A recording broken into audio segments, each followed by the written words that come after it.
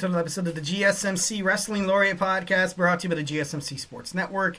I'm your favorite wrestling fan here, Eric Rodriguez, live every Monday night on the GSMC Sports Network, the GSMC Podcasting Network on YouTube, and I think we also we do a little Twitch as well. So make sure you guys, smash Superman punch that like and subscribe button to the show, so you guys can get some cool notifications when we go live and publish, some brand new wrestling content. Hope you guys are having a great week. Hope you guys had a great weekend.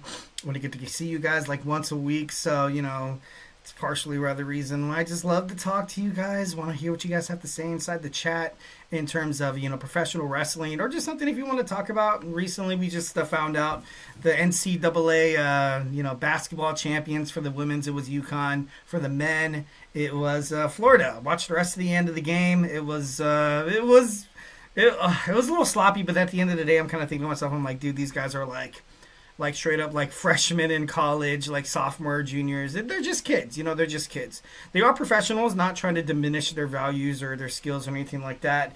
But, there's a way to go in terms of being a, professional basketball player. But these guys are, pretty much close. So congratulations to Florida, also UConn. March Madness is over. A lot of you college basketball guys out there, it's a sad day today. I was never really into, NCAA tournament, March Madness. 2 years ago, I kind of got a little bit into it. This year, got a little invested. I joined during the round of 64, and then at my internship, a lot of the guys, they taught college basketball and stuff like that.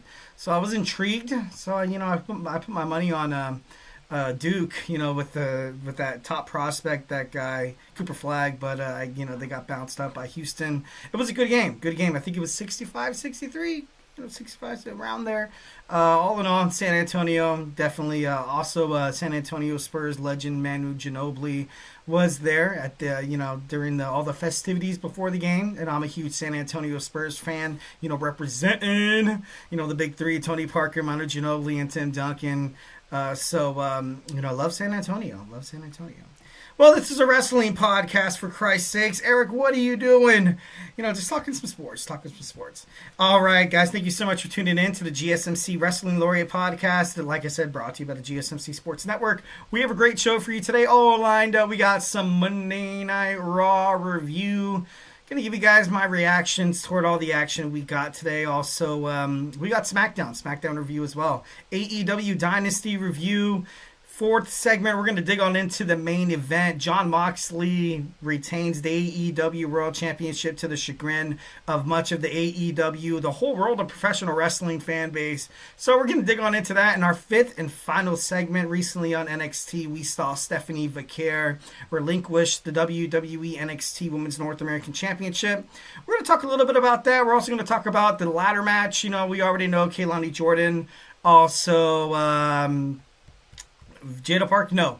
Keilani Jordan and Zarya. Zarya are the two girls that are so far qualified. We're going to talk about those four other spots. We're going to talk about potential, women superstars that could possibly jump in there. So, can't wait to talk about that 1,010%. But before we get on into anything, just want to remind you guys, if you have a burning question or a hot take in terms of the world of professional wrestling, Eric Rodriguez of the GSMC Sports Network wants to know how you're feeling. I'm dying to know how you guys have, what you guys have to say. I'm all ears. The show is all about making sure the audience is entwined with the conversation, and making sure you guys feel like your voice is part of the mix 1,010%. And if you really want to make sure your comment, question, or concern gets addressed, why not use that super chat? Just hit that $sign below that chat box right there. Anything you put inside that little box is going to be guaranteed to be featured about, talked about, debated about, maybe even featured as a segment on the show 1,010%. So do not be shy. Drop your thoughts inside that chat. We are super grateful for each and every one of you guys who joins us here daily on the GSMC Sports Network. We definitely love the holy heck out of you. Your support makes a difference. So let's get this party started. Let's keep this conversation going. Send in those super chats, those super stickers, because you guys are super awesome, and together we will make sure this is the best wrestling podcast on planet Earth. Of course, 1,010%. If the super chat is not your thing, just make sure you guys send in some chats. It's all good, tough times financially. Like, we get it. Most importantly, we just want to make sure, like, once we're streaming, that we get a lot of audience feedback. Feedback is a gift. In terms of talking sports, even to professional wrestling, it's inevitable we're going to get some negative, some criticisms. Yeah, I can handle it. Here at the GSMC Sports Network, we do love respect, and we do love peace, love, and positivity 1,010%. Like I said before, remember to Superman punch that, or Orange crush that in the case of Orange Cassidy. Go ahead and Superman punch that, like and subscribe button to the show. All right, without further ado, guys, we got some WWE Monday Night Raw live on Netflix, has already aired, and it was good. We were live in Target, in the Target Center, Minneapolis, Minnesota. First and foremost, we kicked off. We had a contract signing between Iyo Sky and Bianca Belair, but of course, Adam Pearce, such a genius, decides to add this into a triple threat match, which honestly is exactly what which needs to be done. He did say representing the Judgment Day, Rhea, that was pretty big, Adam. Like, what are you doing, dude? Just kidding. No, you know what? He has like what Michael Cole said. WrestleMania on his mind. There's a lot of stuff happening. Wrestling. Even the Pat McAfee show that's going live in Pittsburgh, Pennsylvania. A big night out is going to be during WrestleMania weekend. It's going to be on Wednesday. It's going to air live. Hulu. Hulu, it's going to be able, you're going to be able to stream it live, not live, it's like it's a re-air previously taped on Hulu on Thursday, and, it's right around the corner. It's crazy.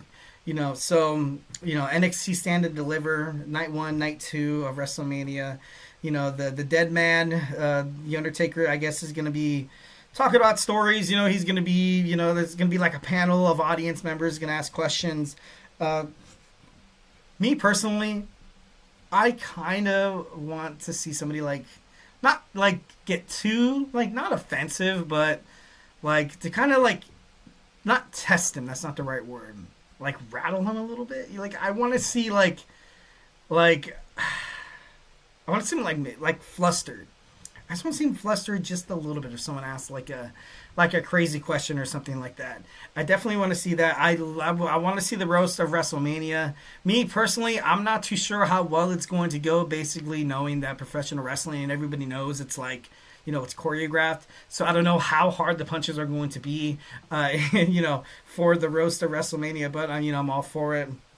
But the contract signing, Adam Pearce said it best. He said, let's do it right. And, Bianca Belair at this moment, I feel like she kind of just gives up. She's like, you know what? It's going to be a triple threat match, whether I like it or not. Might as well just, try to find a way to kind of wind up on top. Try to find a way to rattle these women's cages before we get into, WrestleMania. I feel like this match is definitely, WrestleMania night 1 main event caliber, or maybe even, beating out Cody Rhodes and John Cena is, a difficult task to accomplish.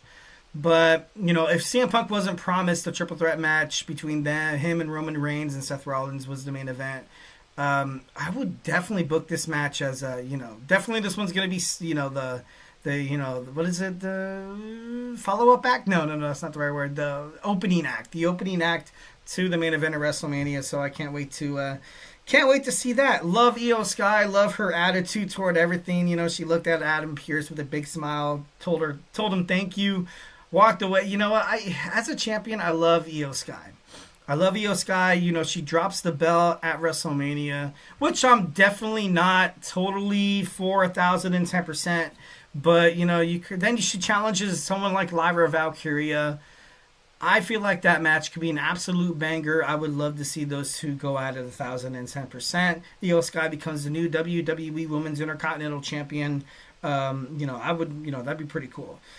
Next, we have a confirmed 4-way match for the WWE Intercontinental Championship match at WrestleMania. We got what we wanted as a fan base. We got Finn Balor of the Judgment Day. We got Dominic Mysterio of the Judgment Day.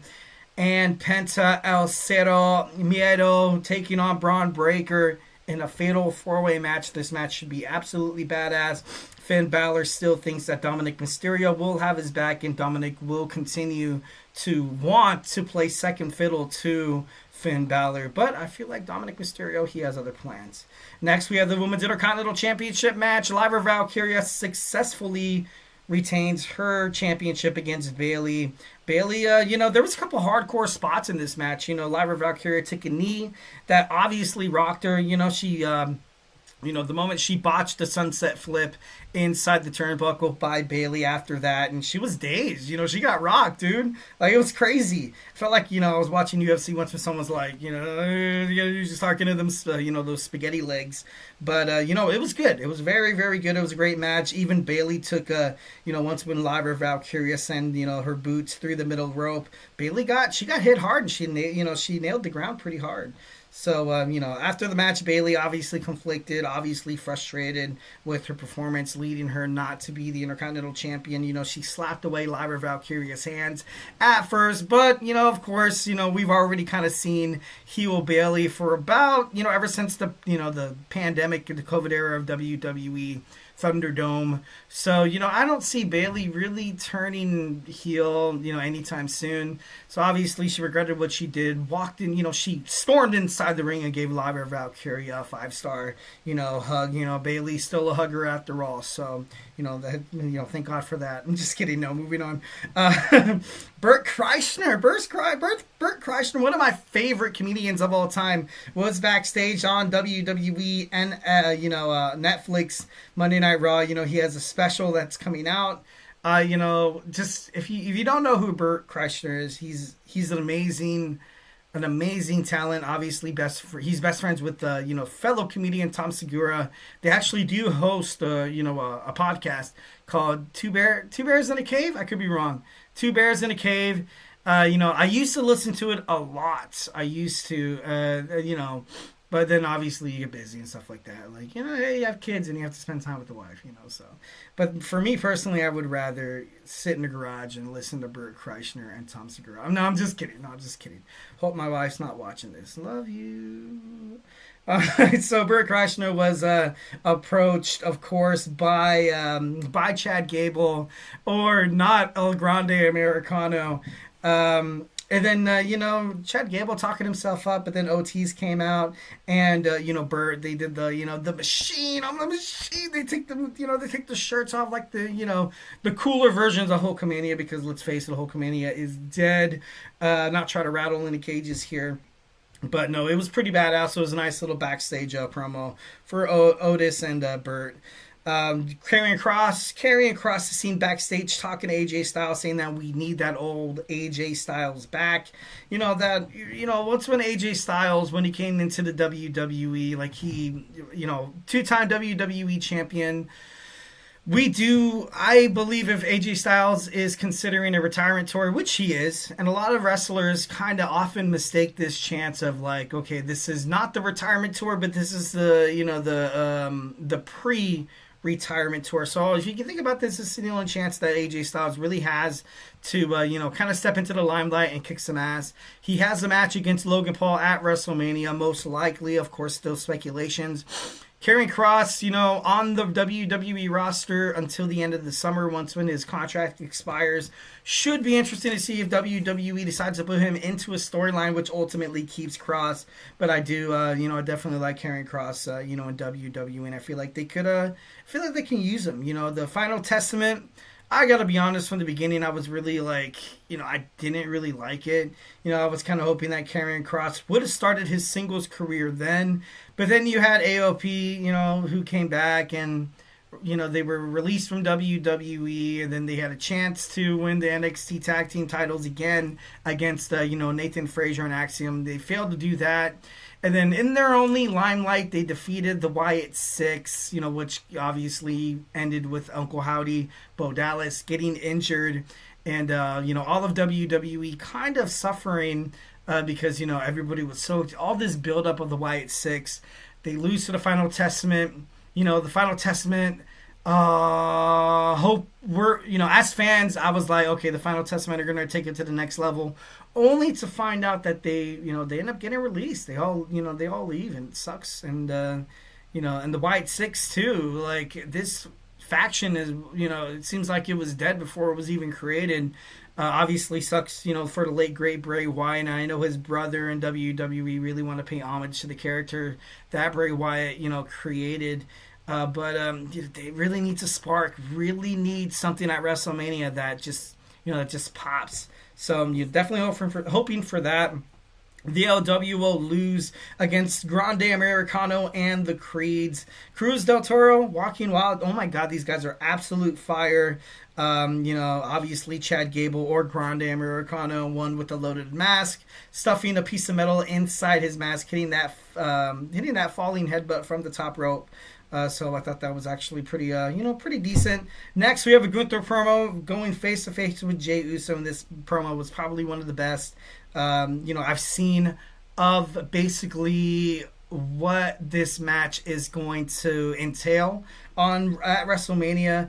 A lot of, for me, I love Jey Uso, and I do, but I don't really see him as a WWE World Heavyweight Champion. Not quite just yet. I feel like, WWE has always kind of been, they've always kind of had, hey, if the WWE Champion, if they're a heel, then the World Heavyweight Champion has to be a babyface. And then, of course, vice versa. So, you have Cody Rhodes, he's totally over. Totally over. The World Heavyweight Champion, Jey Uso, totally over. I've heard some rumors that Gunther has spent a lot of time in wrestling, a lot of time in WWE. Obviously, the longest reigning WWE Intercontinental Champion at 666 days. I heard he's going to take some time off. Maybe during WrestleMania. You have a big spot where, it seems like Gunther, after he drops the belt to Jey Uso, his confidence is shooken, and then he leaves WWE for about like 2 to 3 months. Kind of like when Roman Reigns dropped the title to Cody Rhodes. But, no, it was great. Jey Uso was all business, no heat. He, basically telling Gunther that, he talked to his mom. He had to tell his mom that he was afraid of his opponent at WrestleMania. He said he couldn't stop him. She was like, hey, why didn't you stop him? He's like, because I'm afraid. I'm afraid 1,010%. But after what I've kind of seen, what you have to offer inside the ring, he's seen Gunther's absolute 1,010% absolute best. So, in a way, and it sucks because it feels like Jimmy Uso was like a scapegoat or whatever. But, he sees everything. He sees everything that Gunther is capable of. But, it should be, Gunther even looked flustered. He looked flustered 1,010%.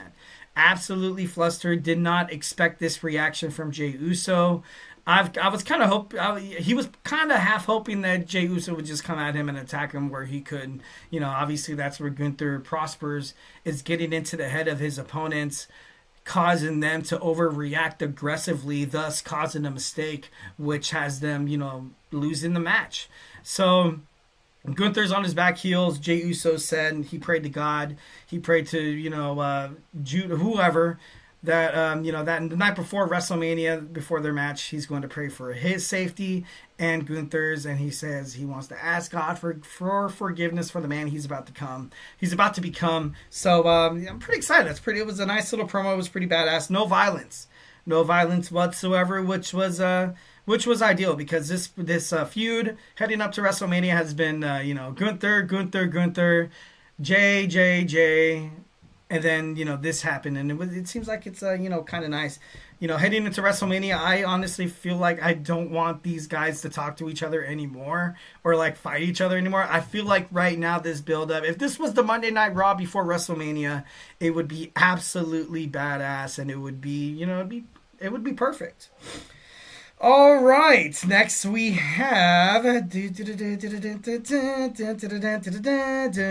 Mysterio talking to Adam Pearce, the general manager of WWE Monday Night Raw, basically asking for a match against Grande Americano at WrestleMania 41. I want to see this a mask for mask match. Like, I know it's against the luchador tradition to, demask somebody, but Rey Mysterio is obviously going to win. Chad Gable's going to be, dismasked, and he's going to do the whole, he's going to sell it like he's an actual luchador, like Dragon Lee did once when he fought Chad Gable. Well, Grande Americano, on Monday Night Raw. So, you're going to see that. Which, it sucks for Chad Gable, because I feel like he is going to be put in a spot. Or maybe this is a spot for him to kind of trifle over Rey Mysterio and kind of finally take his place and, be a Intercontinental Championship contender, which would be, which would actually be pretty ironic if Dominic Mysterio wins the Intercontinental Championship. He's coming after his son kind of thing would be interesting.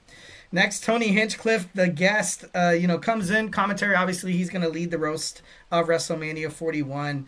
During the World Tag Team Championship match, all promos, all commercials, all hype toward WrestleMania. You didn't even get to see the entrance of the flagship Monday Night Raw show, their World Tag Team Champions. You didn't even get to see the War Raiders, come into the ring, which kind of makes me believe, I was like, if WWE seems like they don't care, I'm not really going to care about it. The WWE Monday Night Raw Tag Team division is absolute dog crap. It's terrible. Something needs to change. The New Day, okay, I get it. The War Raiders, they're good. The Creed brothers, they've been shot down after down after down. We got the new Catch Republic as well. We're not going to see the Lucha Brothers on Monday Night Raw. According to WWE backstage, they're going to establish themselves as singles wrestlers in WWE before they join forces once again. So then that leaves it total, like, there's not really that many tag teams on Monday Night Raw. It's a joke. It really is. The tag team division is awful. Absolute awful. But that's what we were talking about, WWE tag team. Smackdown has, seemed to fix it a little bit. But, you know what? That's actually that's mean. I'm going to say, they did a good job. We got the Motor City Machine Guns, the Street Profits, DIY, Pretty Deadly, Los Garza. We've seen a lot of, and it's, it's good. I like it as of right now. I like it. Next, we have Dominic Mysterio taking on, the match ended with a disqualification, which, for the World Tag Team titles ended in disqualification. Ivar, took the chair away from Xavier Woods and or Kofi Kingston, not too sure. I don't really remember. And then then he hits him with it. Bad. All bad. Penta El Cero Miedo defeats Dominic Mysterio with... Dominic Mysterio, though, credit. Mexican Destroyer hit the 619. Dominic Mysterio did not look bad. And then after, it ended in chaos with Finn Balor actually walking out with, some confidence. At the end of Monday Night Raw, I'll keep this brief. Seth Rollins confronts Paul Heyman about, nobody helped you once when Solo Sikoa, threw you through that table. Not CM Punk, not Roman Reigns. Your kids were forced to watch you falter. And he says CM Punk is not your friend, obviously. Convincing him Roman Reigns isn't as well. It was, he wants to remove Paul Heyman from the picture. Seth Rollins threatens Paul Heyman with violence and actually does put hands on him. That's when you hear the CM Punk cult of personality. After the stomp to CM Punk, Seth Rollins was going to do a stomp for Paul Heyman, but stopped, purposely missed him, saying that now you owe me a favor. Can that be foreshadowing of how this triple threat match will end at WWE WrestleMania? And I feel like it will. It highly does foreshadow what's going to happen. Seth Rollins has been an afterthought. He's been kind of just kicked off to the side. Everybody's focusing on CM Punk, Roman Reigns, who's Paul Heyman going to help? And now you have this favor that CM Punk Seth Rollins is going to be holding over the wise man, and it's going to create for better TV. Now it's going to be a little bit more unpredictable, as the wise man, as CM Punk's best friend, and as he owes Seth Rollins a favor. Maybe he does find his way where he does not, he does not contribute to the match whatsoever, kind of takes a back seat, or at the end, I feel like maybe he'll try to seem like he's doing the right thing by Roman, or he's doing the right thing as a best friend to CM Punk. And then Seth Rollins picks up the dub. And, to be honest, I wouldn't really be upset about this, because I feel like if CM Punk or Roman Reigns loses this match, it's not going to be much of a it's not going to be much of it's not going to prove dividends that much in their career. But if Seth Rollins loses this match, I feel like he has more to lose than the others. But who knows? We'll see at WrestleMania. All right, guys. So hey, do not go anywhere. We got some WWE Smackdown review. So grab your favorite snack, grab your favorite ice cold beverage. Join me here in about 25 seconds. So hey, do not go absolutely anywhere.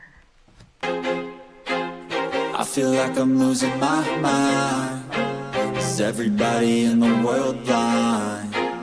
Please, Lord, give me a sign, a sign.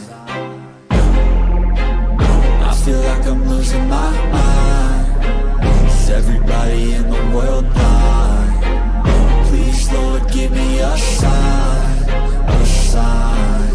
I wanna be the greatest. Everybody on the fake shit. I look around and feel like everybody is the fakest. I make this every day and I'm impatient, hoping one day I blow up from the basement. Statement, the top is so vacant. I don't hear shit that I think is amazing. Waiting for my day when I'm playing sold out shows for 1,000 faces. Hey, give me that crown, get in my way and to be put down. It ain't your place, all this my town. If I want that shit, then I'll get it right now. I'm losing it, the noose it fits. I'm losing shit, a stupid myth. You choose to live or choose to dip. You choose to fight or lose your grip and lose a gift. I feel like I'm losing my mind. Is everybody in the world blind? Please, Lord, give me a sign, a sign. I feel like I'm losing my mind. Is everybody in the world blind?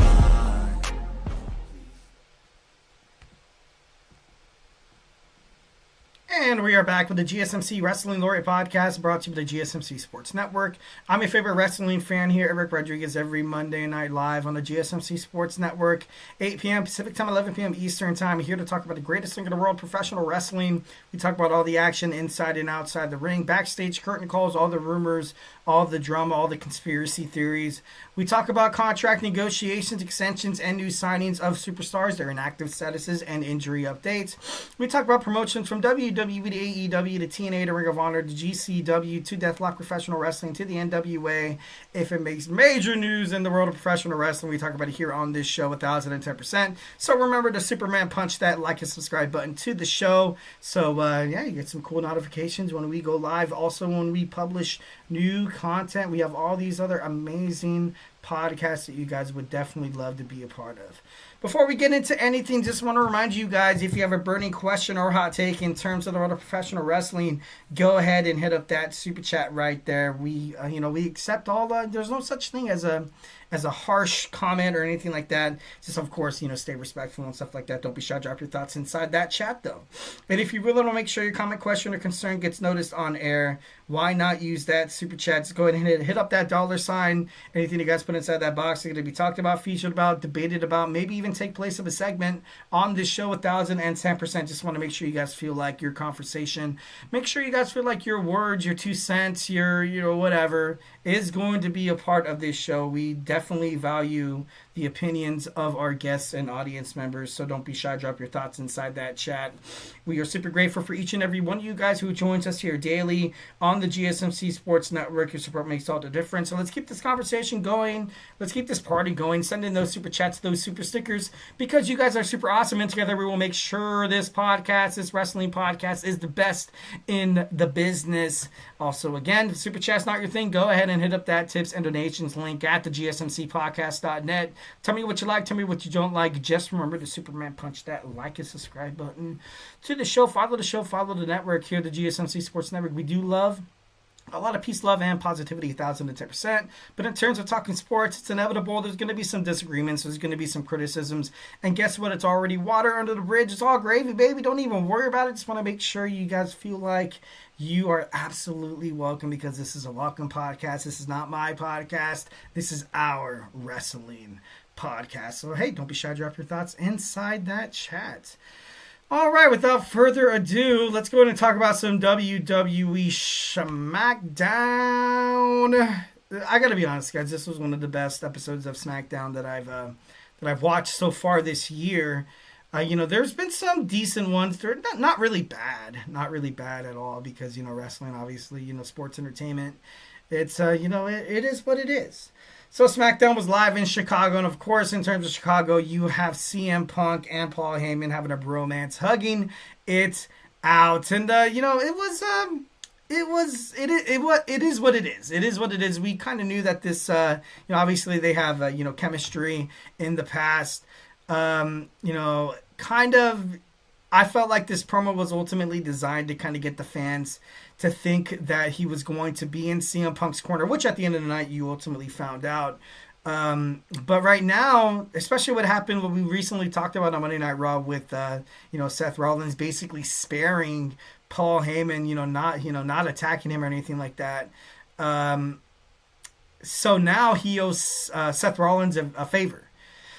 He's already answered a favor for CM Punk. I'm not sure if he's going to take this favor by Seth Rollins seriously. And then, Roman Reigns was already kind of not treating him like trash, but you kind of saw him get in his face, kind of corner him on Friday Night SmackDown. So, there's still some tensions boiling between the three, but how crazy would it be if Paul Heyman helped Seth Rollins pick up the dub here? Because like I talked about it on the previous segment on Monday Night Raw, if Roman Reigns, CM Punk loses this match, it's not really much of a big deal. Obviously this is CM Punk's first main event at WrestleMania, and that does take into some consideration. But Seth Rollins has recently, he hasn't really been the main picture, if that makes any sense. Like, he went from carrying the company on WWE Monday Night Raw, then he was a World Heavyweight Champion, and everything he's done for WWE has been absolutely awesome. Then once when CM Punk came to Monday Night Raw, he stole Seth Rollins' thunder. He really did, 1,010%. Seth Rollins being a little green with envy there. It's not really misleading or anything like that. I feel like he does have a legitimate concern. He has a legitimate argument that CM Punk returning to WWE, and of course they knew that he was going to be brandished, and he was going to be on Netflix.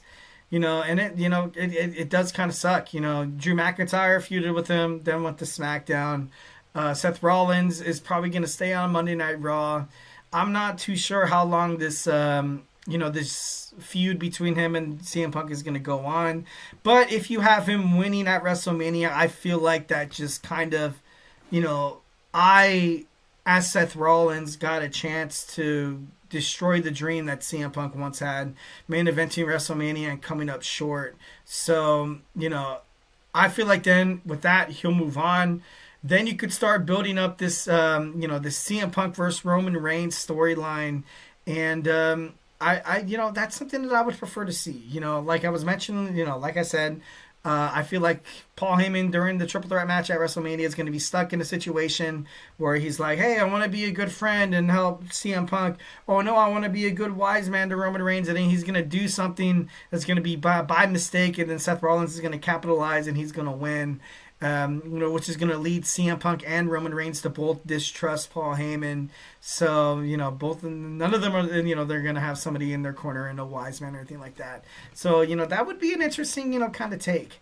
Next, we had the debut of Rey Fenix. His match with Nathan Frazier was an absolute banger. It was pretty badass, simply amazing. He even said it with tears in his eyes, saying that he's living a dream. And, if you don't know anything much about Rey Fenix, he's a former AEW superstar. Basically, took to social media after more years were tacked onto his contract. And, obviously there was some disgruntled words, obviously some aggression. He basically said the treatment that he endured in AEW was inhumane. Inhumane's it is kind of an extreme word to talk about, especially in terms of the workplace. And, Rey Fenix finally making it to WWE. Tony Khan ended up just, like I was kind of talking about, I was like, dude, you're getting so much bad publicity from this angle, that angle, this and that and the other. AEW stars running to WWE. You need to cut your ties. You can't afford this bad, public relations. But he did what he did. When you sign a contract, it's very, sometimes it's going to end pretty bad. There's going to be some disagreements. There's going to be some obviously different, perspectives and stuff like that. Legado del Fantasma was super impressed. Obviously, what you saw before. Humberto Carrillo will take on Rey Fénix next week on SmackDown.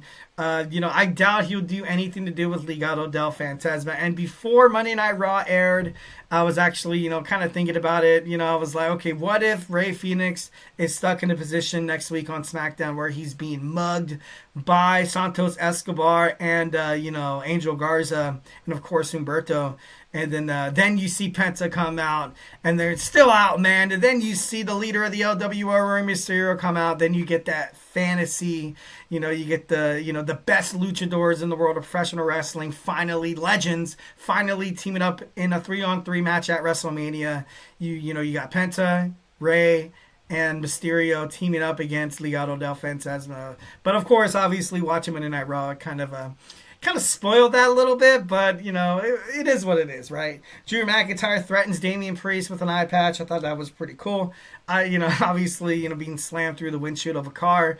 Piece of glass flew into Drew McIntyre's eye. Hope he's okay. Can't wait to see him and Damian Priest go head-to-head. Damian Priest later on in the show cuts a promo saying that Drew McIntyre is nothing but a hypocrite, saying that he is 1,010%. He's gotten his own way. He wants to play the victim. He wants to see me as the bad guy. He's been the bad guy in every single situations where he's been the victim, and he's set in his own way. And which is true. His obsession with CM Punk did, cause some trouble.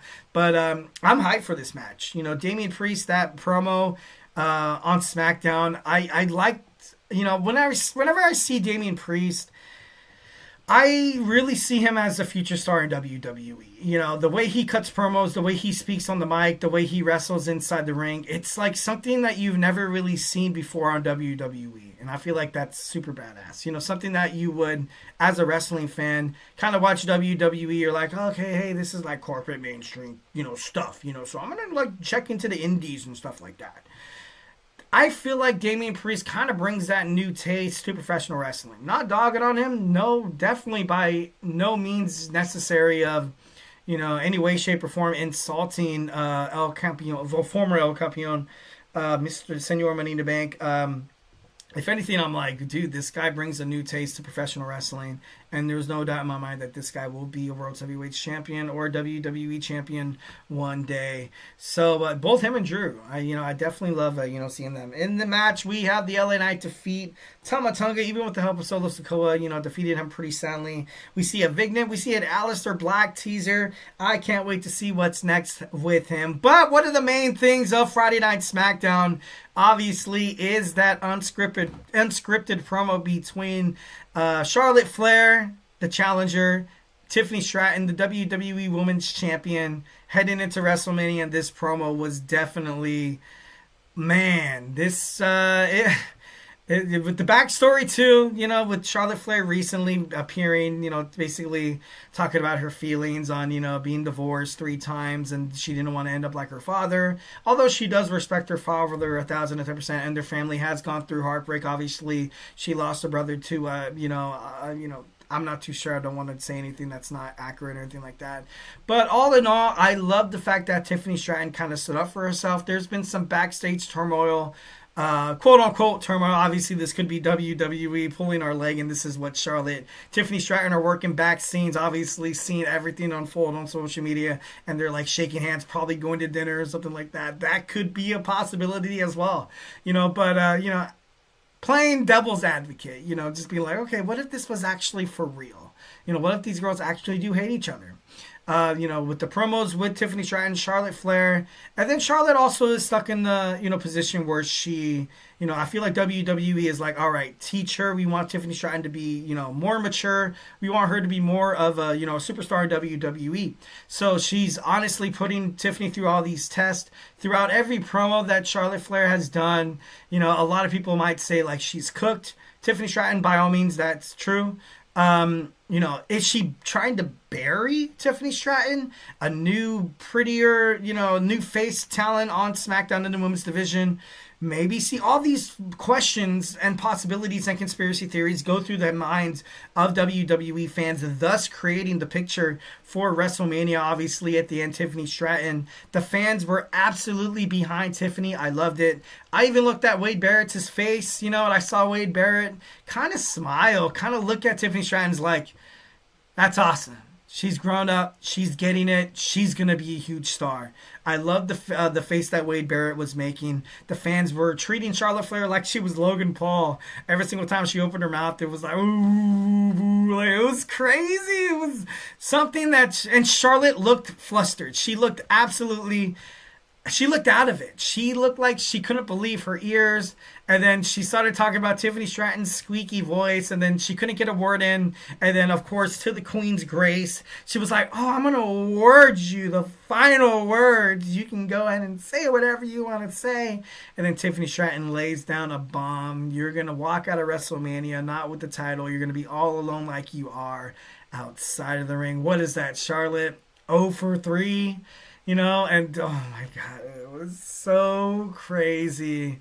It was, it was pretty crazy. And then she mentioned her volleyball career, and they're, drinking out of her daddy's basement. And then she was like, woo! And then she ran outside the ring, which makes me believe that it was off script. It was absolutely real. So, obviously I could be falling for it here, but, they did such a good job, and it was amazing. Even on WWE content, you look at the Smackdown review on YouTube, they cut it out. Charlotte Flair saying that Ludwig Kaiser, he was in my DMs, and there's been a rumor, not confirming or saying anything, that rumor saying that, once when her and Andrade split up, that Ludwig he might have, reached out. All of it building up toward an amazing match at WrestleMania. I, for one, cannot wait. The Motor City Machine Guns are the number one contenders, defeating DIY. Backstage, we get a promo between Pretty Deadly and Mellow Don't Miz. I like Pretty Deadly. I do. Now that they actually get attention on SmackDown since, kind of approaching to 3 hours, I'm going to miss it when SmackDown's 3 hours. I feel like a lot of talent will suffer when it hits 2 hours again, but I hope Pretty Deadly and the WWE Tag Team Division does not suffer. So hoping for that. Naomi, she was taken out by Jade Cargill, and before the match even began, then she fought, then she took down B-Fab. That's actually huge props. I can't wait to see what Naomi does. Every single time Naomi's been on the screen, I got to be honest, I've kind of pressed the snooze button as a WWE fan. But now we have the match we've been waiting for. Nick Aldis grants Jade Cargill the match against Naomi at WrestleMania 41 Las Vegas. And I, for one, am super excited about it. If Naomi was kind of a pushover, I wouldn't be. But, Naomi has kind of held her own. Next week on SmackDown, I feel like Naomi needs to be put in another Smash match where she has Jade Cargill, running for the ropes, has her, completely taken out. I feel like Naomi does deserve one more spot like that. Kevin Owens comes out and announces that he's going to need neck surgery. According to reports, it might be as bad as a neck fusion surgery, obviously. Thoughts and prayers and condolences go out to Kevin Owens. Hopefully, he's going to wind up back in the ring. Don't give up. Don't give up. Like you said in an interview, you have the support system. You're one of the best wrestlers. One of my favorite wrestlers, personality-wise, as well as, you bust your ass inside the ring. Kevin Owens is, he's pretty damn good, and I hope that, he comes back. And, I definitely hope this isn't a, random spot where Kevin Owens comes out. Mark Henry and AJ Styles, they faked retirements before, people's faked injuries before, but I do feel like this one is legit 1,010%. Honestly, I can say, from the bottom of my heart, I am for sure, sure that this Kevin Owens neck injury is serious, and it needs to be taken serious. And like I said, thoughts and prayers. Hope that he makes a speedy recovery, and would love to see him back in WWE pretty soon. Because as of right now, I don't know if they inked another contract. So, this might, just terrible timing. He was maybe trying to prove himself to WWE, being like, hey, sign me for, I could do this and that and the other. And he's put on some damn good matches, obviously, selling his body during the whole thing, physically in terms of wrestling. So that's, it sucks. Definitely sucks. We don't get to see him against Randy Orton at WrestleMania, which is awful. I want to see those two definitely tear each other apart in the squared circle. Randy Orton obviously finds out the bad news, gives Nick Aldis, the GM of SmackDown, the RKO. And then, it was pretty crazy. Last man standing match, number one contenders for the USA Championship. Jacob Fatu defeats Braun Strowman pretty soundly. I definitely love that. At the end, you have that favor called in by CM Punk. CM Punk wants Paul Heyman, his best friend that he met some odd years ago at Ohio Valley Wrestling, to accompany him, to be in his corner at WrestleMania. And, Roman Reigns wasn't really having it.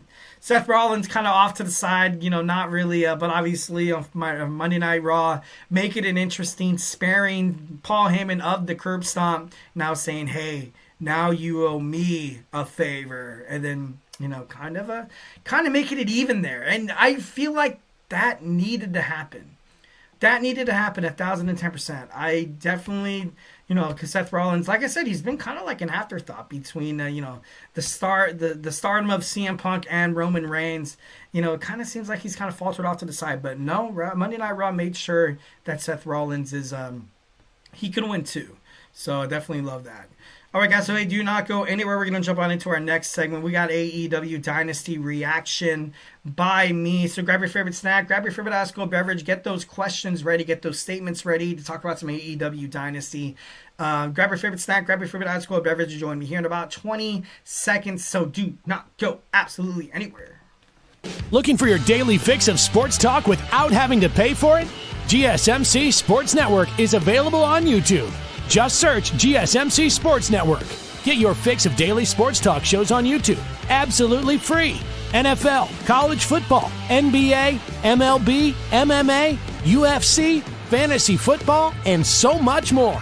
GSMC Sports Network has shows running all day long, with new sports shows starting every 2 hours. Just like on your favorite cable sports channel, except GSMC Sports Network is absolutely free. Just search GSMC Sports Network on YouTube to catch one of your new favorite shows, like the GSMC College Football Podcast, Chip Shot Football Podcast, Hoops and Heels Women's Sports Podcast, GSMC Basketball Podcast, and so many more.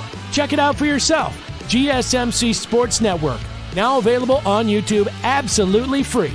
Search GSMC Sports Network on YouTube right now.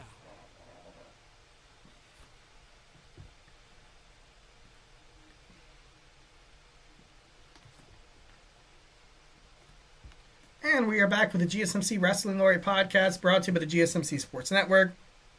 I'm your favorite wrestling fan here, Eric Rodriguez, every Monday night live on the GSMC Sports Network, 8 p.m. Pacific Time, 11 p.m. Eastern Time, here to talk about the greatest thing in the world, professional wrestling, all the action inside and outside the ring, all the backstage curtain calls, all the rumors, all the dramas, all the conspiracy theories. We talk about superstar and active statuses, injury updates, contract negotiations, extensions, and new signings. Promotions like WWE to AEW to New Japan Professional Wrestling to Stardom to GCW to Deathlock Professional Wrestling to the NWA, you guys name it. Talk about professional wrestling on the mainstream media. We talk about it here on this show 1,010%. We even dabble in some of the history of ECW, the NWA, and WCW, WWF/WWE. So, yeah, make sure you guys, hit up that like and subscribe button so you guys can get some cool notifications when we go live or produce new content.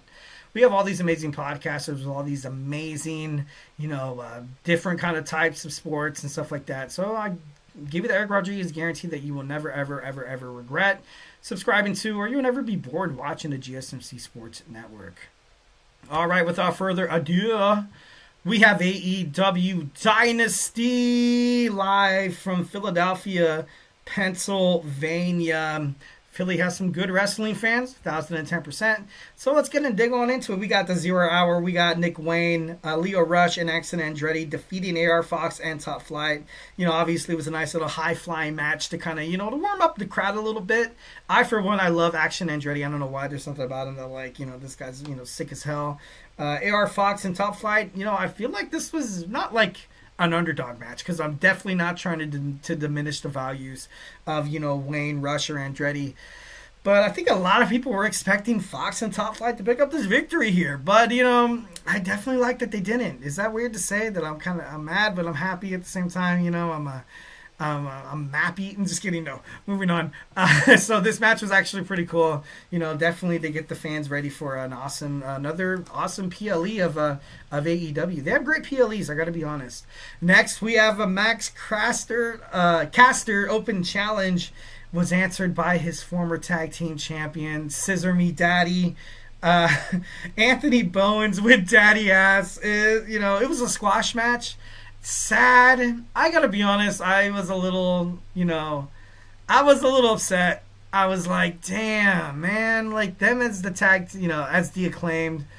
When I started watching AEW, I was like, dude, these guys are so cool. I love the, Mr. Ass, Billy Gunn. I'm allowed to swear because that's his name. And then seeing these guys go at it, I gotta be honest, I got a tearjerker there. But Anthony Bowen, coming out with his own music, coming out with Daddy Ass, it was definitely a nice way to introduce him as a singles wrestler. And Max Caster is he's dwindling. Something needs to happen. At this point, I don't really see him fitting anywhere on the AEW main roster. Maybe somewhere in Ring of Honor. Maybe he goes down to New Japan Professional Wrestling. Well, when I say down, I'm not trying to be like New Japan Professional Wrestling, like the minor league or anything like that. He just needs a character change. It's happened to a lot of professional wrestlers. Look at Kazuchika Okada when he was in TNA. This guy was an absolute joke. Then he went to New Japan Professional Wrestling, became the wrestling legend he is now. Although right now in AEW, kind of rubbing me the wrong way, but not getting into that. We're talking Max Caster, the best professional wrestler, letting what MVP said get in his head. Not part of the Hurt Syndicate, so that should be done. I feel like maybe he could be put in a spot where kind of like a Jimmy Uso and Jey Uso, just say you're sorry. Say you're sorry. Say, hey, I got in my own head. I apologize. But I want to take this, I want to take this new flight or new journey with you, my brother, because we could do some things in the tag team division. And they were this close to winning the tag team titles. They were, trios champions as well. It doesn't make sense for Max to be on his own. Bowens, as of tonight, looked completely, utterly changed. More metamorphosis, a different version of Bowens. Maybe him and Max getting together might drag him down, which is kind of messed up to say. But, because I do like Max. And like I said, maybe because I was really hyped on the Acclaimed and I was sad that they broke up. Maybe that's driving my biases here. But overall, like I said, main thing to take away from it is that Anthony Bowens, new single star, squash match, defeats his former tag team partner of the Acclaimed. So, kind of crazy, but it is what it is. Now we have the Owen Hart Cup. Between the men's we have the aerial assassin Will Ospreay take on the newly acquired Kevin Knight. Definitely love the chemistry between these two. I definitely think that these guys could, they did. They put on an absolute, miracle, an absolute banger, an absolute classic of a match. And, of course, that's what you kind of get ultimately with Will Ospreay. But the Hidden Blade for the win. And, with Knight replacing Jay White, obviously a lot of fans would have loved to see Jay White. I loved seeing, like I said, that chemistry. It was a loss, but ultimately it was a win for Kevin Knight. And he's going to do wondrous things inside AEW. And obviously, it began tonight with a loss. But, it is what it is. He's going to wind up on his feet. Will Ospreay, obviously a heavy favorite to win the Owen Hart Cup. Last year he was, but obviously was won by Bryan Danielson, who was actually reportedly backstage at AEW Dynasty. So that's actually, maybe we might see Danielson once again. Next, we have Mark Briscoe taking on Kyle Fletcher at the Owen Hart Cup, round one of the men's, and he was able to pick up the dub. Sucks. Well, not really sucks, because I love this for the Don Callis family, because with Takeshita losing the championship against Kenny Omega recently, I feel like they've kind of faltered. He lost the cage match against Will Ospreay, and then now he kind of takes down, the conglomerations, Mark Briscoe. I'm a huge Mark Briscoe kind of guy. But as of right now, Kyle Fletcher is the rising star. So it's the right spot to kind of put him in a spot where he moves on. But, him and Will Ospreay actually aren't on the same side of the ladder. If they're going to end up fighting, it's going to be... Actually, you know what? They might be on the same side of the ladder. Oh, God. Imagine. No, I don't have my notes here with that. I'm trying to remember. Brody King against Keshna. And then we have Hangman Adam Page against the Wild Card. Which the Wild Card could be... A lot of people are anticipating it's Darby Allin. But what if it's Bryan Danielson? It's been about... Has it been about 6 months? Because he dropped the title to Mox. And wasn't that like around November, I think it was? I'm not too sure. Don't quote me on that. If he had neck surgery, no, that's asking too much of Brian. So, moving on. So Kyle Fletcher, wins and he moves on to No One Hard Cup. Next, we have a tag team championship match between the Learning Tree and the Hurt Syndicate. This match was actually, it was decent. It was decent, but everybody knew, obviously the Hurt Syndicate are on a huge roll. But this was an amazing way for Benjamin and Lashley. The Ultimate seemed like Lashley's not really the leader anymore. Which is kind of crazy because Lashley's like this big strapping guy. He's kind of, I feel like he kind of lowballed it a little bit and went toward the tag team division. I would love to see him go against Mox. That would be so badass. But, Bobby Lashley, AEW World Champion, Shelton Benjamin doing what he does best is, he's like, I love Lashley. And like I said, he's a workhorse within himself. But it seems like the tag team has really kind of backboned on Shelton Benjamin, kind of dictating the, the pace of the match. Sometimes they're, most of their matches last around like that 8.5, maybe like 12.5 minute mark, and you need that fast. You have this awesome blossomed, veteran from Orangeburg, South Carolina, that is Shelton Benjamin. I'm high on Shelton Benjamin. I love Shelton Benjamin ever since he was in the, the greatest tag team with Charlie Haas with Kurt Angle. And then he made it, and then he fought the Intercontinental Championship match. Then he had that iconic jump off the top rope where Shawn Michaels hit that super kick. And he was this close to beating Triple H, this close. But, definitely love Shelton Benjamin. Definitely love this tag team, the Hurt Syndicate. Like I said, I feel like Bobby Lashley's ultimately lowballing his career in AEW, going for an AEW World Tag Team Championship. But maybe Eric's got to do some growing up. Maybe I saw him, in WWE, TNA, WWE once again. Maybe I haven't seen him in the heavyweight category. But as a tag team champion, they look good. So, I can't really be upset. Maybe I need to grow up a little bit. Next, we have the CEW. What the hell is that? The CEO, Mercedes Moné, moves on in the women's side of the Owen Hart Cup, defeating Julia Hart of the Hellhounds. Of the Hellhounds, obviously former TNT champion as well. TBS. Sorry, excuse me. Mercedes Moné, she is absolutely. She's impressive. I can't really hate on her too much. I can't. And although I feel like Tony Khan is like a giant brown noser to Mercedes Moné, I can't really say that. He can give her the opportunities. He can. But he can't really grant Mercedes Moné the capabilities and the gifts that she ultimately portrays inside the ring. So, if this is like...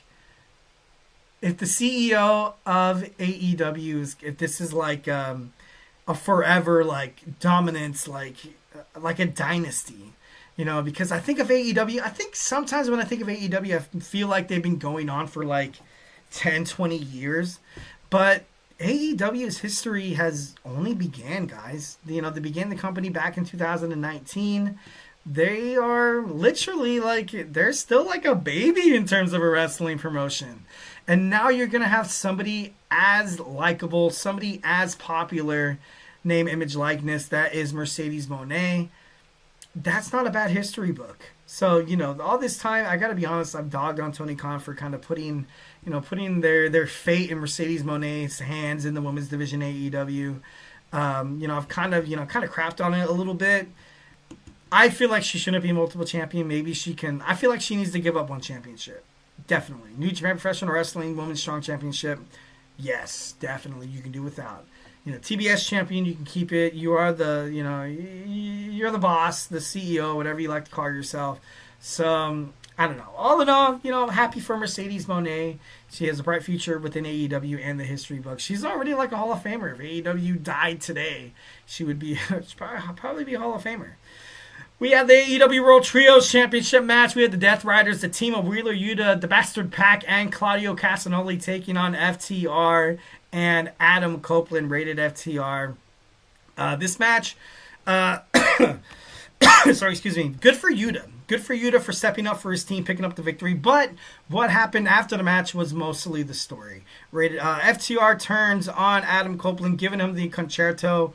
And, they pile drived him on top of the chair, which, a lot of people, you had Dash, you had Dax, obviously, being on the wrong side, kind of being on the wrong page, not in the same book, not even in the gosh darn same library. And a lot of people kind of thought, like, for me, I was like, okay, why are you turning FTR? Why are you turning them heel? I feel like you have so many heel tag teams in AEW right now. Recently you turned Brody and, Buddy in like as baby faces of the Hellhounds, but I don't know, it's just damn, like I just feel like the Revival when they're in WWE, they played heels. I love them as a babyface, and maybe that's just me. Like I got used to them being as a heel and WWE, and once when they were babyfaces in AEW, I kind of like seeing a different side of them. These guys were best friends from the same area. They hung out, have barbecues. Their kids know their kids. Their wives hang out and drink wine and have an open book club on Wednesday nights at 7:00. That's how close these guys were. And then now they turned their back on Adam Cope, and that's it. Adam Cope, according to Dave Meltzer, looks like he's going to be out till July. So that, kind of leaves, a little bit open up. Is Adam Copeland going to retire and, anytime soon? Recently you saw Beth Phoenix, not formally, but, she kind of hinted at the fact that she doesn't want to wrestle anymore. You have all this money, everything that Adam Copeland's been going through with his neck and everything like that, his spine, his ACL injury, his ankle, all that kind of jazz. So maybe, you have all the glory in the world. You're a legend in AEW. You're a legend in WWE, WWF. So, why not call it quits? I feel like it's almost time for Adam Copeland to say bye-bye. Next, we have the AEW World Women's Championship match. We have the timeless Toni Storm taking on Megan Bayne in this match. Gotta be honest, Toni Storm gave her best. Megan Bayne, after a series of the Storm Zero, everything like that, she kicked out after one, which is, kind of unheard of. It kind of, led Toni Storm to get a little bit desperate, kind of, hitting that roll up for the 1, 2, 3, taking down Megan Bayne. Megan Bayne's she's going to be a future star in AEW, no doubt about it. But Toni Storm sneaks out of Dynasty with the AEW World Women's Championship match, and to be being brutally honest, I feel like it's the right move. Bandito is the new Ring of Honor World Heavyweight Champion, obviously dethroning Chris Jericho at the Learning Tree. And this match was a little bonk. You had the referee kind of, with his attention turned to the outside. Then Chris Jericho hits Bandito with a bat. The match ultimately overturned by another referee, which never really happens in professional wrestling. Usually, the heel picks up the victory and the babyface calls it a day. He'll pick up the championship on another, on another night or PLE. Which is actually common for AEW because they do have title changes on Dynamite. They have title changes on Collision, Rampage, you name it. It is what it is. But, you had the referee turnover saying that, hey, the family was like, hey, he used that bat. And then you had the referee was like, are you serious? Really? She did. I'll restart this match right now. And that's exactly what they did. And Bandito was able to hit up the match. Like, I did not want to see Bandito, unveil his mask, obviously Lucha Libre, respect right there. And Chris Jericho, not trying to be mad because I know Chris Jericho is a legend in terms of that. But his reign as Ring of Honor World Championship has been dog crap. Has been dog shiz. Like, it's missing, like, bad matches.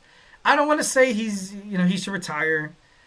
Chris Jericho, I feel like it's timeless. He's obviously royalty in professional wrestling. Because I don't know.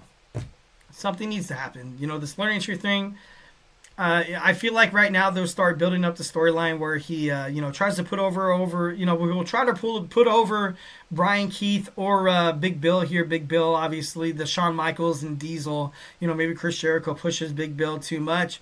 Big Bill tries to, come out as a babyface a little bit and maybe challenges for the Ring of Honor Television Championship or, challenges, Adam Cole for that TNT Championship. But, I don't know. Chris Jericho, love him, but it might be almost time. Like I mentioned before, Adam Cole is the new TNT champion. Great match love the chemistry between him and Daniel Garcia. Daniel Garcia, huge sign of respect right there. Was a very worthy, awesome TNT champion. Dethroned, Jack Perry. Thank God Jack Perry was, the scapegoat. Was awful. Not crapping on Jack Perry a little bit, but, him with the Elite. Obviously, that was a failed storyline with Matthew, Nicholas Jackson, and Kazuchika Okada. Not his fault. But, I don't know, I was just kind of happy to see Daniel Garcia pick up the dub. But last night, Adam Cole wins his first title in AEW. And a lot of people could say, it's about time. It was about time. Triple threat match for the AEW International Championship. Kenny Omega takes out Speedball Mike Bailey and Ricochet. This match was definitely match of the night. 1,000 to 10%. Retaining that international championship championship gold, and then being confronted by Kazuchika Okada at the end of the match makes it seem like there's going to be an AEW All-In title for title, and it just makes sense. There's no point of having two mid-card titles. Well, three if you count the TNT Championship. I feel like Okada lately in AEW hasn't really been doing much. He's been featured on Collision more often than not than Dynamite. And mostly running around saying the B word, acting like a badass. And the B word's not badass. The B word is, is B, rhymes with which. You guys have, creative minds, so you guys got to figure that one out yourself. And of course, there is one more match, but we have a whole segment for that match because there's just been a whole bunch of just turmoil. In terms of, wrestling media, wrestling fans, we have Jon Moxley retaining the AEW World Heavyweight Championship against Swerve Strickland. We're going to get into that. So grab your favorite snack, grab your favorite ice cold beverage, and join me here in about 15 seconds, so do not go anywhere.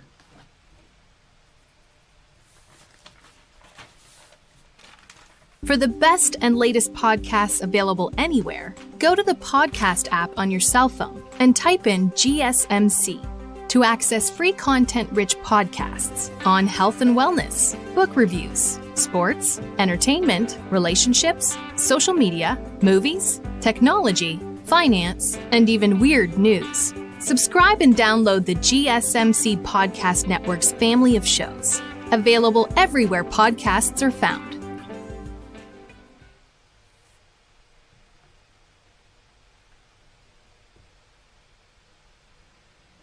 And welcome back to the GSMC Wrestling Laureate Podcast, brought to you by the GSMC Sports Network.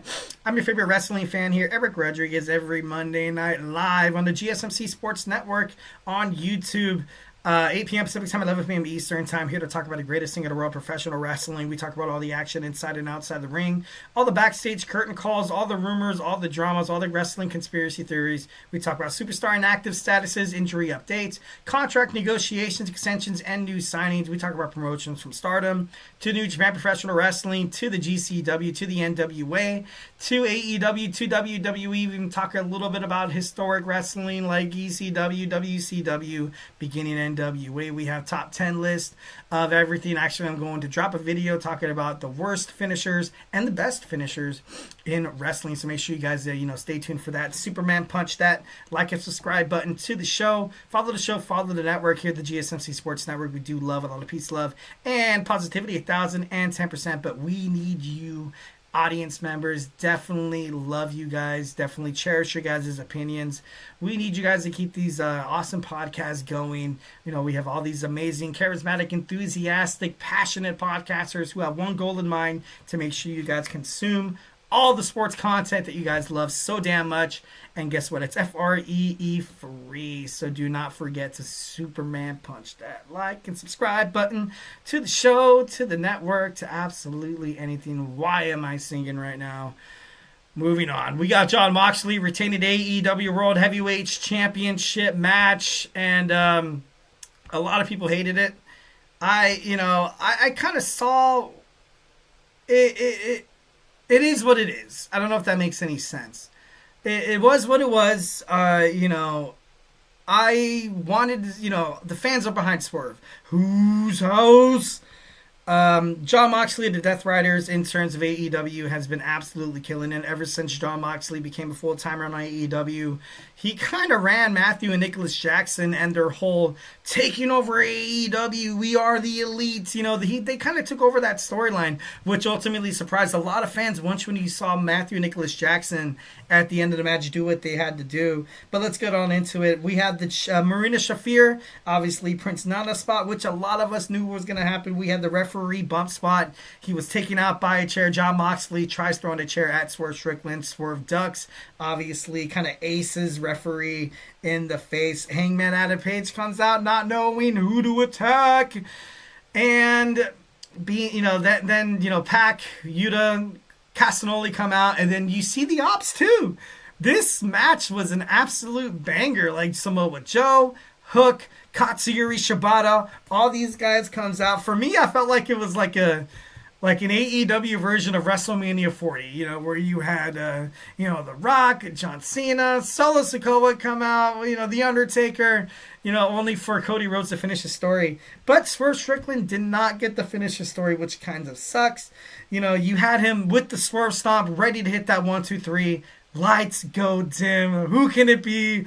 Who can it be? Somebody none other than Matthew and Nicholas Jackson. But something I gotta be honest, I did love the Static Shock entrance that Swerve Strickland did. A lot of people thought it was, I read some online, criticisms about it. A lot of people thought it was, kind of bogus. Like I said before, Hangman Adam Page back there and not knowing who this match could have been. You know what? It was good. It was good. I'm not trying to be one of those haters you see, on all the wrestling media outlets out there. For me, wrestling, it's professional wrestling. A lot of people could be upset. Be like, why did Tony Khan do this? Why did this and that and the other and A, B, C equal, that's wrestling. It gets you pissed off. You have people talking about it. Like I said, the wrestling media, all the wrestling fans, AEW, whoever, they're doing their job. We're talking about it. We're tweeting about it. I'm not tweeting. What is it called? Xing? That sounds weird. Xing? Posting on Instagram. A lot of people are posting shorts and stuff like that. I was tempted on posting a short, just revealing my frustrations, but I was like, no, Eric, you know what, dude? It's about 12 o'clock at night right now. I'm just kidding. No, but it was crazy. It was a crazy finish. But I feel like Tony Khan ultimately achieved exactly what he wanted to achieve, is to get people talking about what happened. Why the hell did this happen to somebody as amazing, as basically cherished by the AEW universe as Swerve Strickland was. And, Swerve Strickland had that window. He had that window of opportunity where people were like, no, Mox is going to win. Mox is going to win. Mox is going to win. There's no way Swerve's going to win. This is BS. We already know the outcome of this. We already know the outcome of this main event. Why do we even care? What? Swerve might have a chance. Oh my God, he's gonna do it. And then the lights go black, and of course it's Matthew and Nicholas Jackson of the Young Bucks, the EVPs of All Elite Wrestling, and hit the GTE on Swerve, and oh my God, it was silent. It was super silent. Like I said, I'm not too high on it. The last time you saw the Young Bucks was when they dropped the titles to Private Party, which Private Party ultimately deserved. And, but, God, I just don't understand. Then they wrestled 2 matches. They wrestled 2 matches in New Japan Professional Wrestling, winning the Openweight Tag Team Championships. I could be wrong. Don't quote me on that. And then losing the Openweight Championship matches. Why did they stay away from an AEW so damn long? They failed as the Elite. I got to be honest. Kazuchika Okada in AEW, I'm not trying to be blunt, but let's just face it. Like I said, he runs around, saying the B word, acting like he's, this Billy badass. And he's kind of a joke now. He's not really, much of a, I feel like they signed him hoping that he was going to have awesome matches with Kenny Omega. Kenny Omega gets hurt. He's out for a year. Kazuchika Okada's just floating around the AEW locker room, floating around Collision, Rampage, and Dynamite, waiting for Omega to come back so they can have their awesome 5-star matches from Dave Meltzer. But not dogging on Dave Meltzer. I love it. Of course, I love the, what is it? I can't think of the company he's about right now. No, that's not it. No, moving on. But it just wasn't good. The Bucks returned at AEW Dynamite, and it just wasn't. Tony Khan was asked about. He in the media scrum after the match, you had after the pay-per-view, basically being asked by the wrestling fans, be like, "Hey, do you even care what we want, dude?" And then he said, and I quote, "On a night were a lot of great fan moments that was not necessarily outcome that a lot of people had hoping for." I kind of feel like Tony Khan just basically said, hey, you get what you get. You should be happy with what you get. We basically had the whole night all fan favorites, and now you're stuck. What is it? Damn it. Well, like a parent. Think about it. You're your parent. If you all out there, you have kids, or if you're a dog owner, I guess this works out as well. When you're supposed to give them medicine, you try to con them a little bit. You try to trick them a little bit. Be like, oh, this isn't medicine. What are you talking about? I tell my daughter, I'm like, oh, it's cherry. It's candy medicine, And then they take it and they're like, oh, how could you deceive me? Why did you do this? But then in the end, you're like, oh, you're going to get healthy in the beginning. And I do 1,010% feel like Swerve Strickland shouldn't have won the title at Dynasty. I do. So I feel like in the end, this will be, good for AEW, Matthew Nicholas Jackson. But then once again, it's just, I don't understand. I feel like the Young Bucks tried so hard to be the bad guys. And so many fans love them that they weren't willing to accept it. And then you disappear off AEW. New Japan Professional Wrestling, Openweight Championships, yada, yada, yada. You could have literally came back to AEW and could have completely reset your whole system. You could have came back, you could have helped Swerve Strickland up, get the 1, 2, 3, then be like, yeah, this guy's our champion. We want to run AEW right. So now, that's not going to happen anymore. Now you have heels. Like I said before, heels everywhere. FTR turned heel. Matthew Nicholas Jackson are back. The Death Riders are running absolutely rampant all over Rampage, Dynamite, and Collision. What is, at Hangman Adam Page is on the... He's not a heel. He's not a babyface. MJF. You have MJF. What are they going to bring back? Dustin Rhodes or Sammy Guevara or what? What do you guys are planning to do? Chris Jericho. He's a heel, dude. Will Ospreay is probably the best babyface in AEW right now. Even some people might not even consider Swerve Strickland as a heel, as a babyface. And it's like I said, it's wrong place, wrong timing. Like I said, I get it. You see my reaction. You see my face getting red. Obviously, Tony Khan is doing something right. But, I don't know. It's crazy. I kind of came to the conclusion, and I feel like this is what AEW is doing. And it kind of sucks. So is it written in stone that whoever wins the Owen Hart Cup Championship to take on Jon Moxley for that AEW World Championship at All In? So whoever wins the Owen Hart Cup Championship has basically been granted the championship. And I know a lot of people might be like, oh, you never know. You never know. Jon Moxley, I feel like Mox, he's been such a company guy. He's won the thing a couple of times already. Obviously in the same boat as Bryan Danielson. Once when he was offered the strap, once when Tony Khan wanted to put it on him right away, he was like, no, I want to see some of these new guys get some of the love because it's best for business. It's best for the company. You give it to Jon Moxley, formerly known as Dean Ambrose. You give it to Bryan Danielson, formerly known as Daniel Bryan. A lot of people would be like, oh, it's just WWE guys kicking ass and being successful in another wrestling promotion. So it was the right move for Mox and Bryan Danielson to kind of turn it down at first. So that's why I'm like, I feel like Mox, if he's going to give up the title, he has the title now. He doesn't want to give it up to somebody unless they're absolutely ready to take over the brand. Much like you're kind of what's going on with WWE with John Cena and Cody Rhodes. So, is it already written in stone? Like, we have Ospreay, Fletcher already moving on to the second rounds. So we got 2 guys. We have Hangman Adam Page taking on the wild card, which I believe is Darby, which, I don't know. It could be, or MJF would be pretty interesting. And Brody King and Konosuke Takeshita. Which you got to think about the Owen Hart Cup. You look at all the participants inside it. Who could make a big bang at the grandest stage of them all? This is AEW's WrestleMania here. At All In. And so far, as of right now, we don't know who the wild card is. Hangman was in the middle of the match. I'm seeing Hangman. I'm seeing Hangman taking on, Jon Moxley.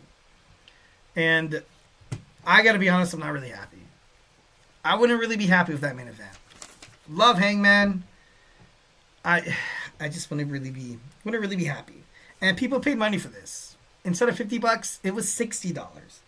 I feel like AEW PLEs need to be free to Amazon Prime subscribers and Max subscribers. Sure, you might not get that boost of like pay-per-view buys and stuff like that, but ultimately you got to sacrifice some dough for attention.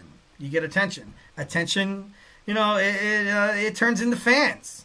Fans turns into subscribers. Subscribers turns into money. I don't know. Just kind of having AEW kind of do what it's doing with Matthew and Nicholas Jackson coming back to, like I said, I'm not, like I said, this reaction is exactly what Tony Khan probably wants, but Matthew and Nicholas Jackson return at AEW, and, Jon Moxley is once again still AEW World Champion. Once when it went off air, though, I gotta be honest, which I'll keep it brief, because I feel like this was like random as hell. This guy literally was talking about how he grew up in Pennsylvania, fighting shows in Philadelphia, and then at the end he kind of says F Booker T, which is like, I was like, okay, dude. Like, I love Swerve Strickland. I do. And I understand why he's upset with Booker T. Obviously, if you guys don't know, do some research. I'm going to do a segment about it. Make sure you guys check that out this week. Like I said, Superman Punch that like and subscribe. But his last words were F Booker T, man. Kind of random. Like, not even F Matthew and Nicholas Jackson, the EVPs or anything like that. It's like, dude, he went right after the 2-time Hall of Famer, But then again, I'm not picking sides. I'm not picking sides whatsoever. All right, guys, so hey, do not go anywhere. We have our 5th and final segment. We have who will win the NXT Women's North American Championship title. We're going to talk about it here. So grab your favorite snack, grab your favorite ice cold beverage, and join me here in about 25 seconds. So hey, do not go anywhere.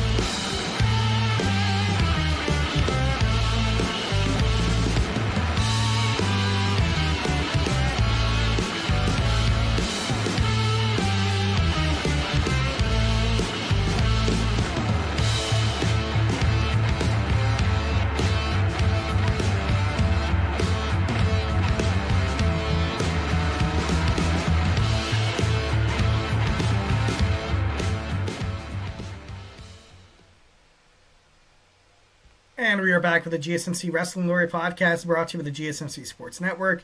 I'm your favorite wrestling fan here, Eric Rodriguez, every Monday night live, talking professional wrestling, starting at 8 p.m. Pacific time. So make sure you guys Superman punch that like and subscribe button to the show so you guys can get some notifications. Some, once when we, go live and with all these other amazing podcasts, or if we decide to produce, or when we decide to produce new, wrestling content. But without further ado, who will win the North American NXT Championship, the women's?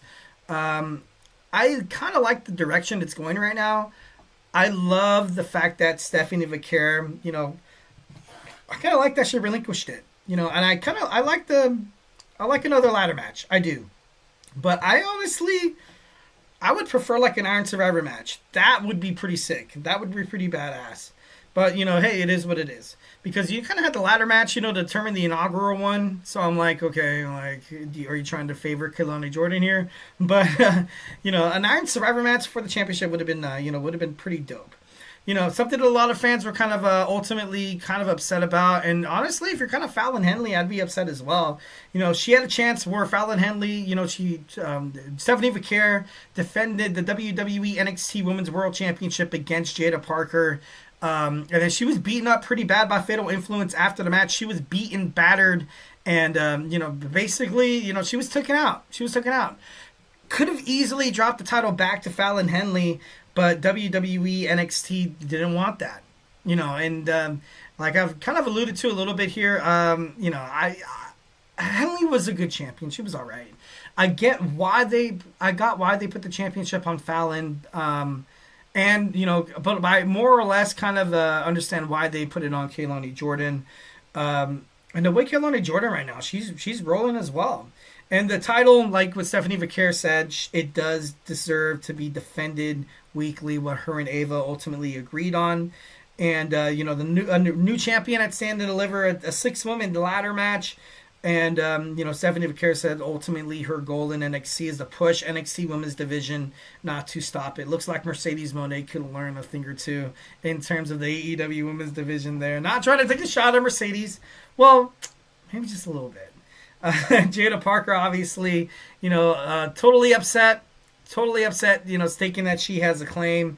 And, what she does, but, then you saw Jordan Grace, and they're not after the NXT Women's North American Championship. They want the prestigious NXT Women's Championship. So we're going to get a number one contenders match, I think, in next week or on tomorrow. Tomorrow, I might. So could be pretty badass. I, for one, am excited to see this. It would be interesting to kind of have a triple threat match between the three, because it kind of seemed like Stephanie Vaquer, once she kind of took a step back, and she's like, oh, well, it looks like you two have some unfinished business.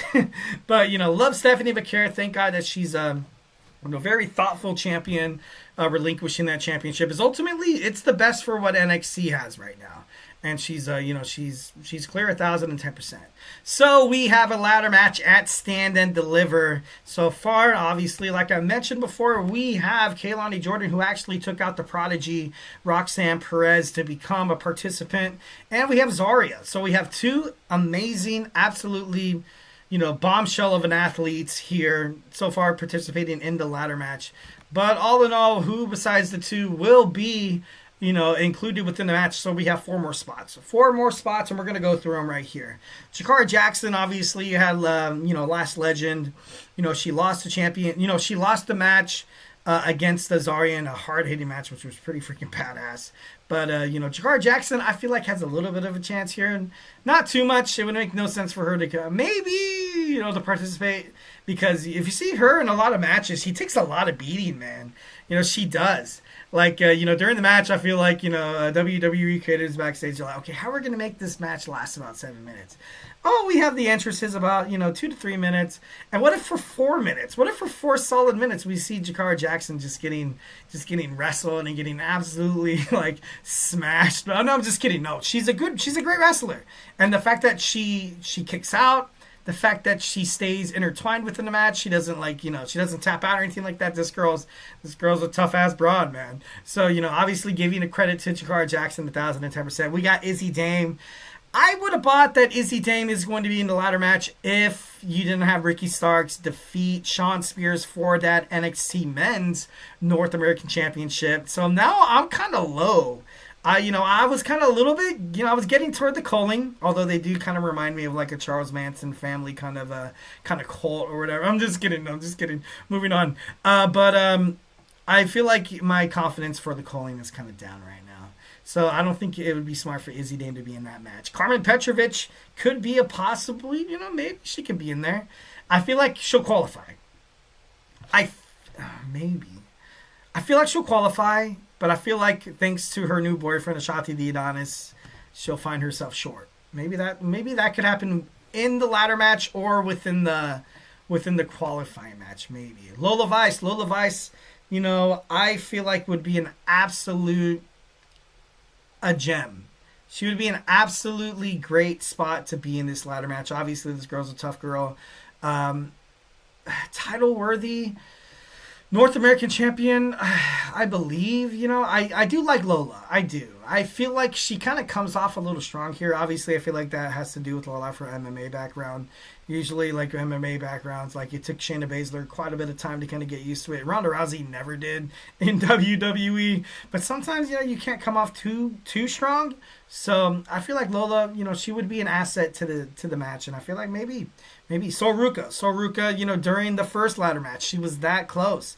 And obviously you see her there envying Kaylani Jordan's NXT Women's North American Championship. You have Zarya in the match already. A lot of people feel like they're going to be, they're rumored to kind of be in that SmackDown Women's Tag Team Championship Gauntlet match this Friday. So, maybe you have Sol taking on someone where she kind of gets gypped. Maybe like Cora Jade, where Cora Jade finds a way to kind of cheat her way inside of it. But hey, it is what it is. Any of the Fatal Influence people, no. I'm sorry. And I'm not trying to be mean. JC Jane, cool. Jasmine Nix, Fallon Henley, she had a rematch. She's kind of done right now. JC Jane, in terms of, TNA Creative, they really, really do like her, according to backstage reports. So, she might find herself success there. But for the North American Championship match, maybe you could throw one of them in there because so far you have two baby faces. You have Zarya and Kaylani Jordan. So, maybe Jane, Henley. Henley was in the first ladder match too. Jasmine Nix. One of them might find their way into it. Thea Hale's still part of the WWE NXT roster. Still very much alive on social media. Ever since Chase U disbanded, a lot of people, what happened to Thea Hale? She makes a surprise entrance inside WWE NXT and finds her way inside that ladder match. Would be interesting because she does have a lot of talent. Like I mentioned before, Cora Jade, she kind of gets into the match, snaking her way in there, kind of being the heel that she is. And, maybe somehow she finds her way as the new NXT North American champion at Stand and Deliver, and thus kind of creating a little bit of an envious relationship between her and her best friend, Roxanne Perez, the Prodigy, building up some tensions toward a feud between the best friends. And both of them are absolutely amazing. Both of them are absolute they're dogs inside the ring. They can kill it. They're, in the dog fight, these girls can absolutely do anything within their willpower. You play rough, you play tough, you play dirty. Doesn't matter if this girl's going to pick up a dub. So, excited to see if Cora Jade picks up, she becomes the new North American champion. Shotzi could be there as well. Since coming back to WWE, her NXT, stint. Obviously, being a part with Tatum Chemical X, I think that's what it's called. Tatum Paxley, Gigi Doling, and you have the Shotzi. Shotzi was only supposed to be down in NXT for a little bit of time. Maybe she finds her way back to the WWE main roster. Obviously being patient. Some randoms definitely. Monday Night Raw's Dakota Kai.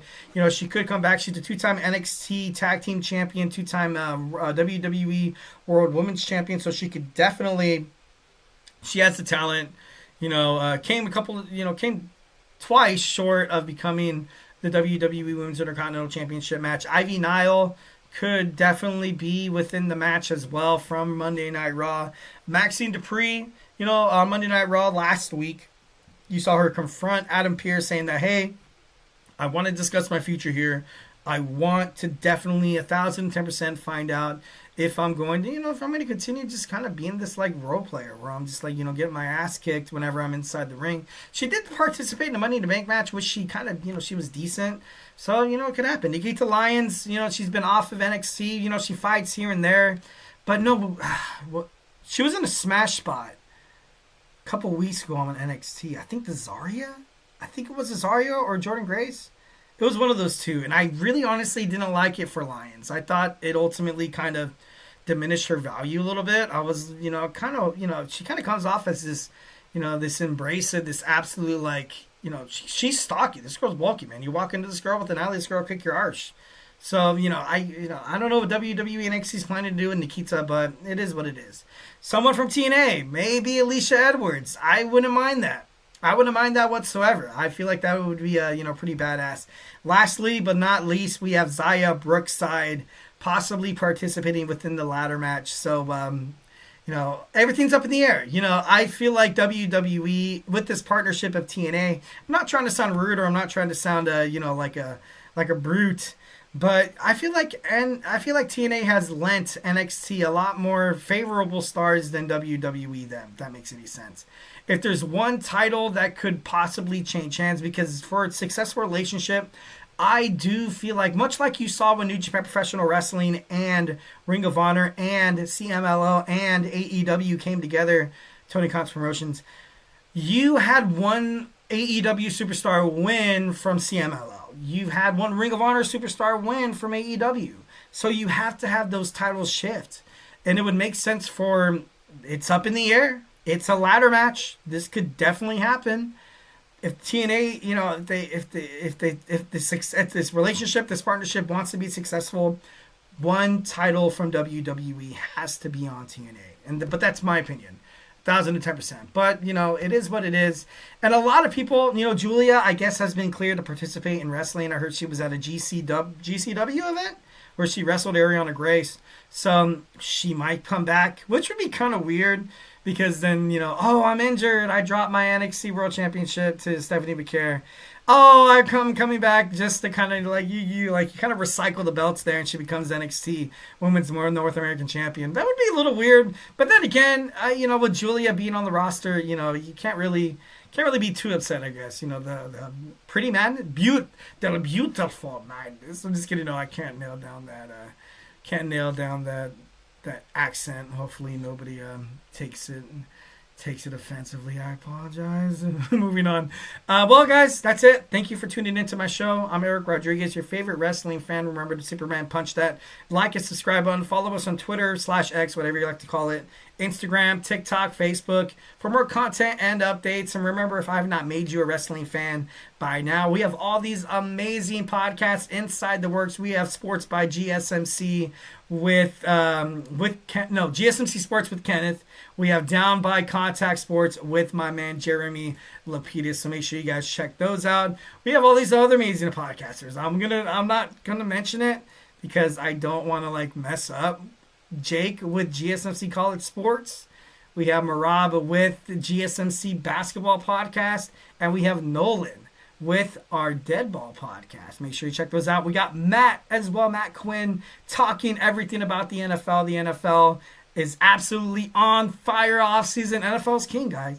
So if you want to find out all the ins and outs, find out how your team's going to do next season, and see if they're Super Bowl contention worthy, make sure you guys check out Matt's podcast here at the GSMC Sports Network. Hope you guys have an amazing week. Like I said, I will be trying to publish videos. I do, as of right now, I do kind of work 2 to 3 jobs right now. So most importantly, guys, stay safe, hold your loved ones, have fun in this life, stay beautiful, but most importantly, love you.